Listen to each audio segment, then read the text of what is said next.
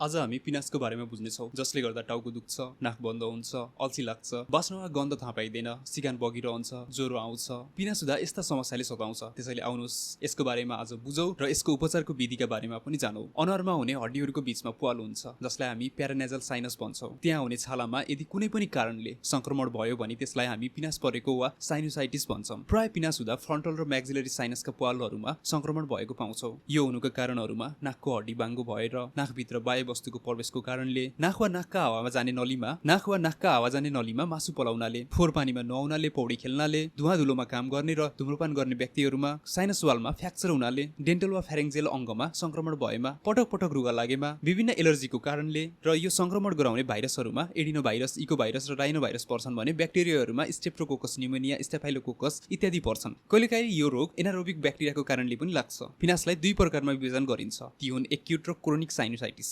आजलाई यसको उपचार र यो हुँदा ख्याल गर्नुपर्ने कुराहरू अर्को भिडियोमा बताउनेछु। त्यसैले धन्यवाद भिडियो हेरिदिनु भएकोमा। भिडियो मन परे लाइक गरिदिनुहोस् र केही सुझाव सल्लाह भए कमेन्टमा लेख्नुहोस्। साथीभाइ र परिवारजनमा भिडियो सेयर गरी जानकारी बाँड्नुहोस्। कृपया फलो वा सब्स्क्राइब गर्न नभुल्नुहोला।